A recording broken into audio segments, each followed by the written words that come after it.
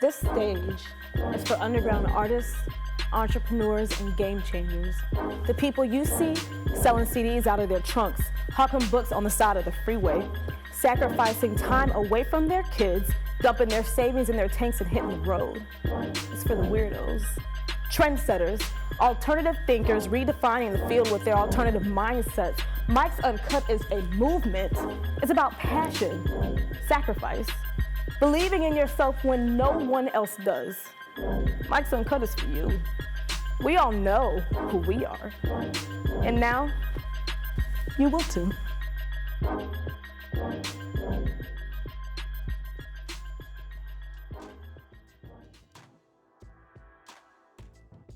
Welcome, Peoria. I'm your host, Ahavah Mauré, and this is Mike's Uncut. We are coming to you from the Carver Center, the illustrious auditorium. We're happy to be here with its rich art history. This is the perfect place to film Mike's Uncut. Our next guest is definitely not slowing down on his road to success. He has been featured on Sirius Radio. He's also had over 100 live performances and has even performed internationally. Please help me welcome international rapper, Mr. Passport Lewis. Thank you so much for being here with us. Thank you for having me. Pleasure to be here. So, you come from a musical family. I do. Who has supported your career since you were as early as 10, 11 years old.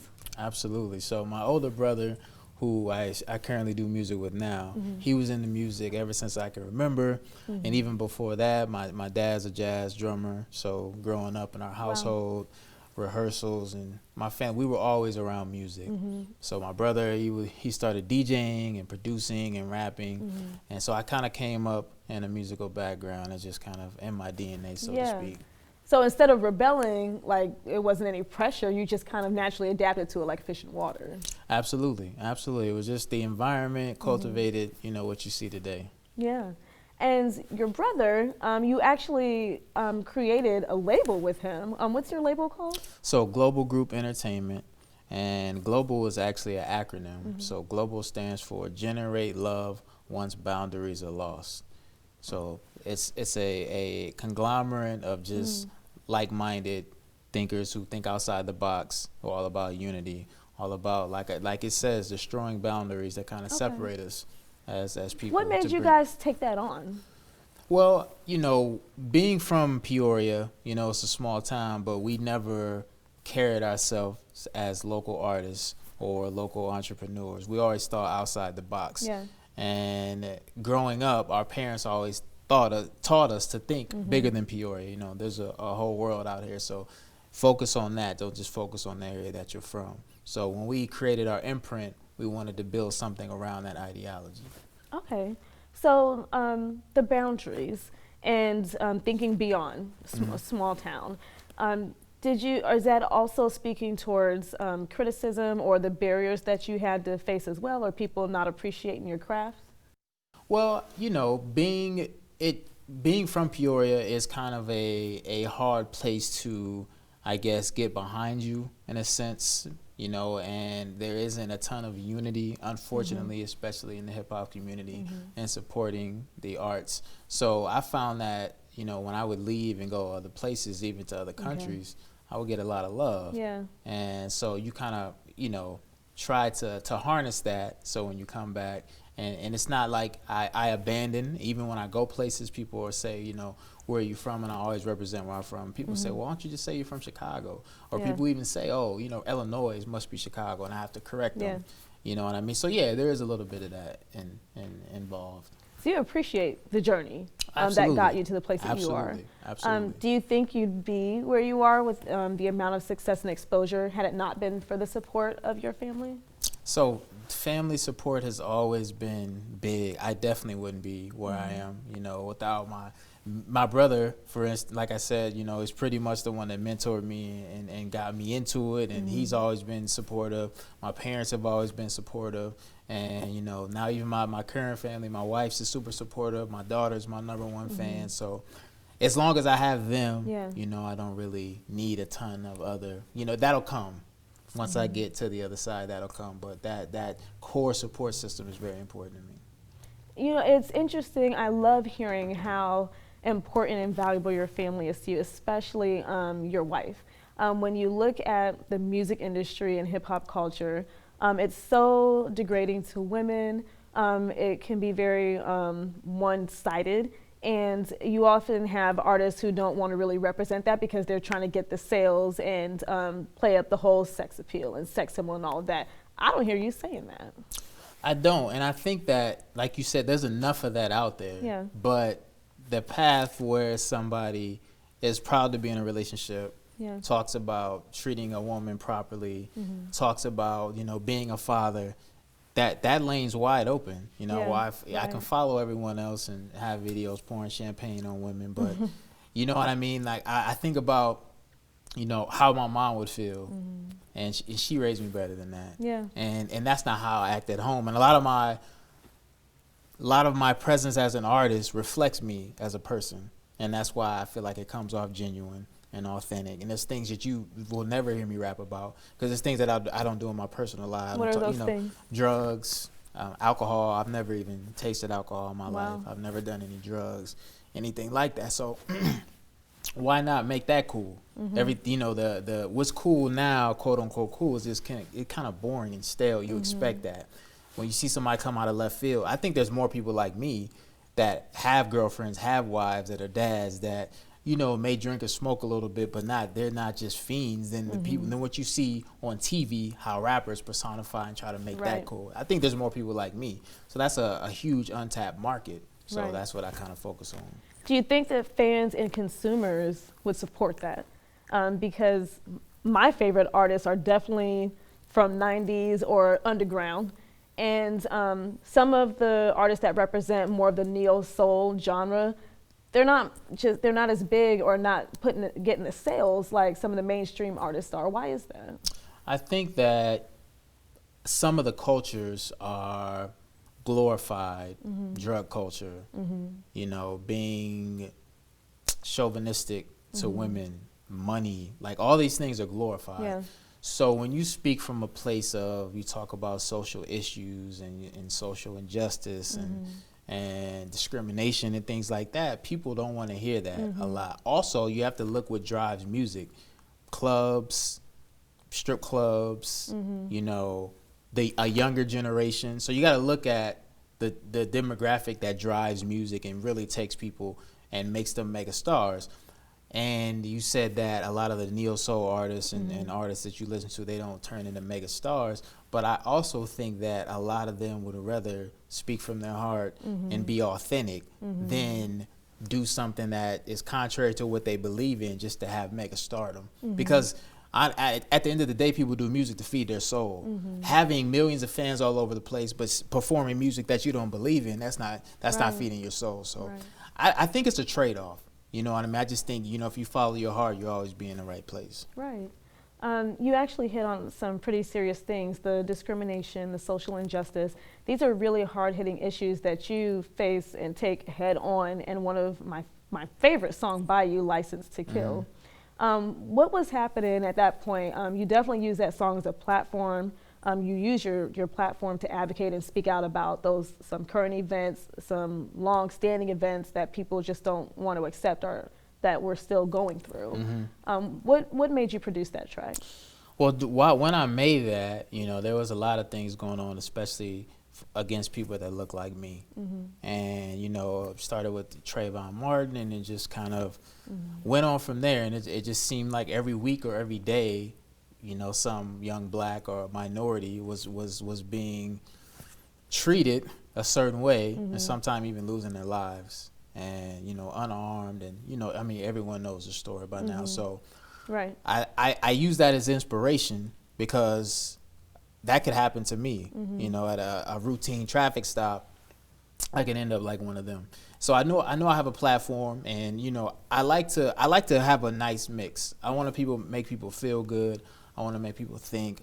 I want to make people dance. So I like to have a nice mix. And at that point, that was just a part of that mix. And I look around what's going on in the world, how I'm feeling, and there's no better outlet for me. It's therapeutic. to be able to put something like that together. And the way it was received was kind of not surprising, but I didn't do it for that. I really had. How was it received? Oh, it was overwhelmingly, received. The video. The video was overwhelming. Was impactful, and I have to give my brother all the credit for that. He had the vision for that, and even for the song, he had given me the beat and said, do with it what you do. So I came up with that, and he had an amazing video and was impactful, and so yeah, I mean. So a couple of questions about that. Yes. So spoiler alert, definitely coming. This video, you have a white man that is holding a gun to your head for like a long period of the video. Was it loaded? No. Okay. It was not. It was not a real gun. Gun safety. No, it wasn't even a real gun. Okay. It was a prop. It wasn't. No, I mean, safety is definitely our number one concern. I don't. But the message is still the well message received. is still there. Absolutely. It's powerful, Absolutely. fake or not. Also, was it someone that you knew ahead of time? The person, the actor. I did. Okay. Yeah, I did know him ahead of time. How comfortable was he with that concept? He, interestingly enough, I wasn't there for the initial conversation that my brother had with him about that, but he is a very open-minded guy. So from my understanding, he was comfortable with it. And I'm sure there was some maybe thinking like, oh, I don't know how other people will perceive this, or if people see me out or something like that. But, the fact that he was on board, he was behind the cause, and he feels the same way that I do, the same way my brother did. He was all a part. Everyone involved with the video all had the same vision and wanted that message to be out there. So, I think he was comfortable enough to pull it off. Yeah. It was really powerful, and up to the end. So the vision and the message is that to spread awareness about social injustice. Yes, absolutely. And like I said, I just kind of look what's going on in the world and to try to funnel that into my music to get it out there as best as possible. So, we love titles and categories. Do you want to be identified as a conscious rapper? How do you view yourself? I don't put myself in any type of box. When people ask me that question, what type of, are you a lyricist? Are you a conscious rapper? Are you a trap? I just make the music that sounds best to me. And you have different videos and tracks that represent some of all of that. Absolutely. So I don't want to be looked at. I want to think that people, when they hear Passport Lewis, they just know it's going to be good music. And that it's not one certain thing that they come for me for, but also it gives me the versatility to be, especially collaborating with other artists. I can get on any type of track, any type of beat. I can be put on any type of bill with any other artist as far as touring purposes go. So I just keep my persona open, so to speak. And you have had some pretty awesome touring opportunities. Tell us about your trip to Amsterdam and how that came about. So that came about was just kind of a whim, and I thought that, how cool would it be to be able to say I performed out of the country? So 100%. Exactly. So I just started reaching out to different promoters, different venues, and just seeing if something stuck. And that's something that stuck, and I just happened to be there during that time, and it just literally all came. And it worked so perfectly. I don't know, if you believe in the law of attraction or the thoughts become things, but I literally visualized that whole thing, and it literally came together perfectly. What was memorable about that experience? The one thing that hit home is the fact that European fans are completely different than fans in the States. They truly appreciate good music. They appreciate emerging artists. They appreciate what they hear as opposed to the perception. If you have a big name that's coming on and you're a fan, you think, oh, I've heard this name before, this must be good. Over there, they want to hear, they base their perception off of what they hear, what they perceive in that moment, instead of what your name is. And once they're your fans for life.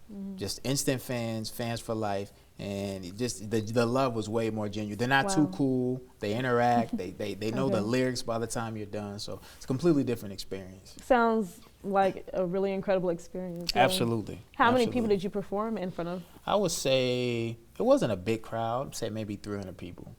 Yeah. And I love that because based on the way that it touched you, I was thinking it was like a few thousand. So you truly appreciate that experience. Oh, absolutely. Absolutely. Yeah. Anytime I could perform in front of people that have never seen me before, never heard of me before, because that's when I get my true feedback. And, I've been performing so long in front of family and friends and people that have known me, but to get true, honest feedback and see yourself through eyes of people who've never heard of you before that moment, that's what's gratifying to me. What are the goals for your music? Where do you want to see yourself in the next few years? So the next few years, we're going to continue to build the imprint, the independent label. Okay. And, just continue to grow the fan base. I want to try to put together a small European tour. Once I got a taste of what happened in Amsterdam, I definitely want to go back. I want to do Europe. My music is taking off in Russia right now. Congratulations. Thank you, which just came out of nowhere. So I want to set something up there. And then I also want to tackle Asia as well, because they have a nice hip-hop market. So just expanding the touring. And I also have a clothing line as well. What's that called? Called Global Mind. Okay. And the acronym's the same. And again, it's all about unity and breaking down barriers. So that's available now, so I'm continuing to expand that. So I definitely got a few things on my plate. So you do. You're a busy man. You said you're building the clothing line, or you already have one? So the clothing line is launched. Okay. I launched that actually about a year ago in February. Yeah, February of 2017. Where can we go to check out your merchandise? GlobalMindApparel.com. Okay. GlobalMindApparel.com. Also, that's the social media is Global Mind Apparel. Global Mind Apparel. Okay. Yeah. And do you have something for everyone, children, adults, gender? So, unisex. I have something for adults. I don't have any kids, kid line. But right now it's hoodies, T-shirts, snapback hats, and beanies. Okay, wonderful. Yeah. And your label, are you trying to expand that now? Are you looking for artists?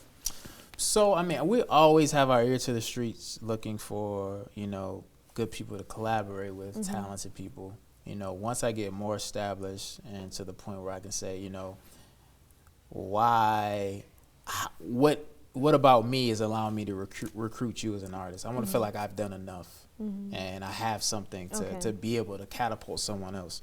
Okay. You know what I mean? Yeah. Sitting and down. You're not just talking about money. No, absolutely not. I'm talking about platforms. I'm talking about fan base. I'm talking about direction. I'm still learning so much, with my own career. So I can't sit in front of you and say, I can help you, but I haven't done everything I can do for myself. So really just trying to get me as an artist established. That's really humbling. Oh, absolutely. Absolutely. Yeah, because I don't, if it ever gets to the point where I'm signing other artists, I want to be able to help them as much as I possibly can. So just, as they say, putting your mask on first before you help anybody else. Yeah. Okay, so you are going to be performing for us shortly. Yes. What's the name of that piece that you're going to be doing for us? So I'm going to do License to Kill. Okay. And, I'm going to do it a cappella. And, even to this day when I perform that song, that's still some of the most heartfelt reactions that I get from the crowd, from audiences from all different races, genders, colors, etc. So it's really a powerful piece to perform. So that's what I'm going to do today. Okay. What is the most significant thing that you have learned? The most significant thing that I've learned is that you have to find positivity and joy in the failures. That's the most significant thing that I've learned. It's an uphill battle. Everyone's a rapper. Everyone makes music. So it gets tough trying to separate yourself from the crowd. Yeah. Sometimes things don't work out the way you think they should. If you have a show that's booked, it falls through. Or you release a song, it doesn't get the exposure you would like. So, but just finding joy and positivity in the failures and living in the moment. Those are probably the most important. Sounds like that's a lot less stressful. I can imagine the mistakes or the decisions you might have made and you considered how it would have turned out differently if you made a different one. But it sounds like you're saying, count it all joy and take it as a learning experience. Absolutely. And I think of the mistakes that I've made, what better time to make them than now, because, I look back and think of all the mistakes that I've made, but I'm not to where I want to be yet, but I still have all this knowledge. So I made all my mistakes early, got them out of the way, knocked them out. And then once I'm in front of the world like I want to be, I already have that already lined up instead of making that on in that grand stage in front of everyone to see, for everyone to see. So I'm waiting on that true Hollywood story. We're going to take a short break, and when we come back, Passport Lewis is going to perform License to Kill for us. You do not want to miss this.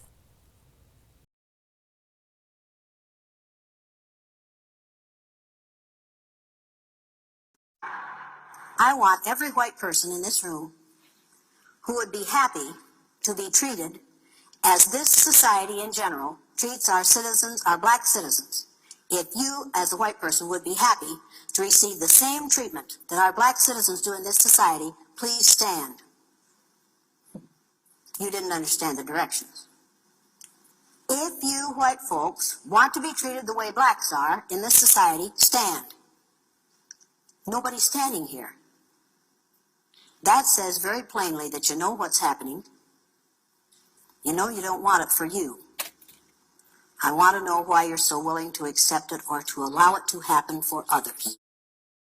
All lives matter. Yes, I agree with that. But right now, let's talk about who's under attack. Do you feel threatened by me just because I'm black? Let's get into that. And let's talk about how. Officer, what's in that profile? As my vehicle slows down, both hands out the window, your hands on your pistol. I clearly blew the whistle, clearly threw the towel in while you so aroused in. Is it my loud skin? I broke the volume. My iPhone is my witness. I pray to God that my name ain't on that hit list. Just trying to enjoy the summertime. Please don't put my name after that number sign. I don't want to trend. I just want to win. Forget the race barriers. I just want to blend. They say I played a race car other than my face. Tell me what you wrote my plates for. As my head hang low, I feel the hate sore. Is it routine for you to call 8 more?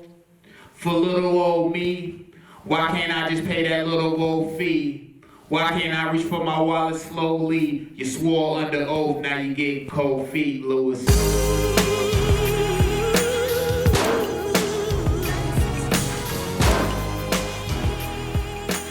Authorities call for peace and call for calmness and call for order.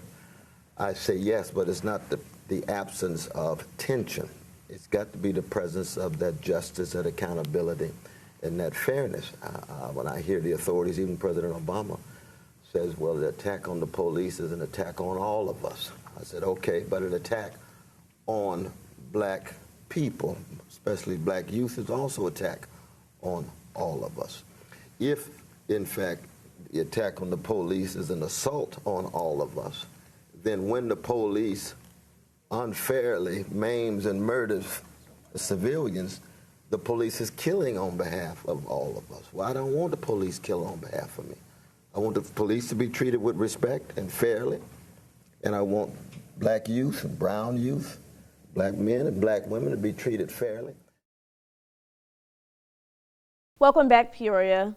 I'm Ahavah Mauré, and this is Mike's Uncut. We just heard an astonishingly intense and powerful piece by Mr. Passport Lewis, and we're going to dive right in. Okay.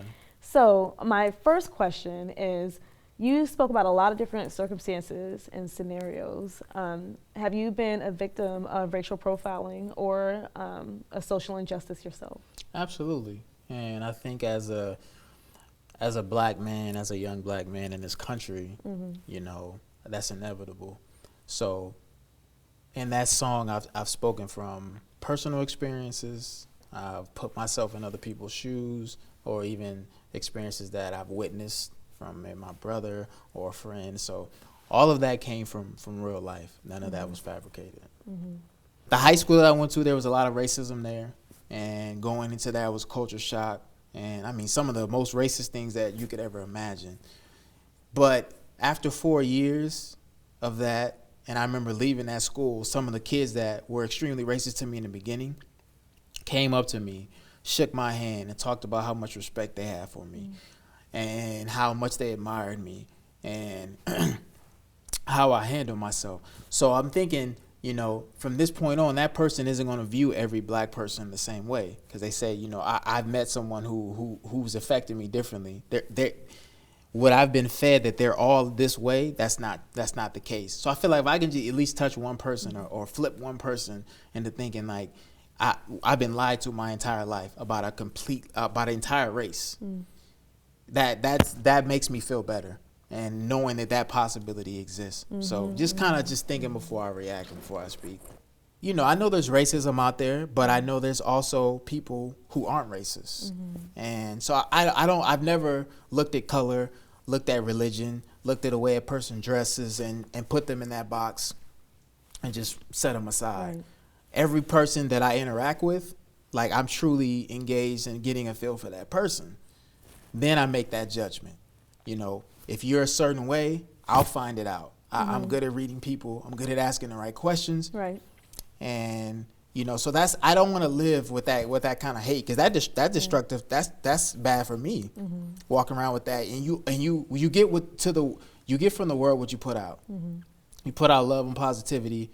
Most of the time, you get that back. You walk around with a chip on your shoulder, which a lot of people that look like me do, and for good reason. Right. And I get it, 100%. But I just try to take a different approach, right? And, you know, so I can get different results back. Absolutely, absolutely. So you have some projects coming up that you're currently involved in. The piece that you performed for us, "License to Kill," the video, you can view it on YouTube. But you also have another song, "The Other Side." That side. Thank you. Yes. That you're currently working on the video for now. Yes. Okay. Yes. And of course, your newly launched clothing line. Yes. How are you juggling all of that? It's a lot, but I'm sure you know. You put a lot of work into your craft and what you do. Oh, you know, you've probably been here for hours, but it doesn't seem like that because you enjoy it and you love it.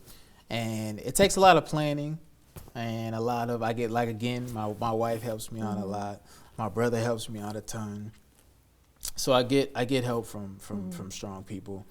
But I think it's just a passion, a creative passion. Because if I wasn't spending my time doing that, what else would I be doing?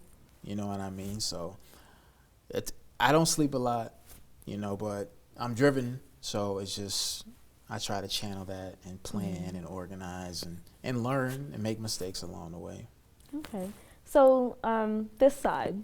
Yes. That's correct. Okay. That side. I want to rename your song, That Side. Yeah. What's the concept behind that track? So the concept of That Side is that we've all gone through life and had people been with us, been on our team, and then all of a sudden they're not anymore. Right. And then all of a sudden you start to achieve certain success. And here they come. Here they come. Or even if, you're dealing with somebody in a relationship, they don't want you. You go find somebody better. Here they come. Never looked better. Exactly. So it's just about those type of situations. So, if you're on my side, stay on my side. If you switch to the other side, you have to stay there now. That door's closed. One way. Exactly. Exactly. Okay. So I'm already entertained by that because I think anyone can relate to that. What kind of vision are you seeing for that video? Once again, you have to ask my brother. Okay. We're gonna have to get him up here. You have to get him up here. He so talented and visually, and before I even write a song, he'll present me with a beat and say, "Man, I know we're gonna shoot the video. Okay. We're gonna do this and that." And I'm like, "Man, I haven't even written a song yet." So as far as the visual is concerned, I'm excited to see what he comes up with, and I'll have a hand in it. But sometimes I'm just like, man, this is let him do his thing. He puts a masterpiece together, and it's like it's overwhelming. So I'm excited to see what comes from that. There you have it, Peoria. Rapper, independent international artist, and above all else, family man, Mr. Passport Lewis. Thank you for being here. Thank you. I appreciate it. I'm Ahavah Mauré, and this is Mike's Uncut.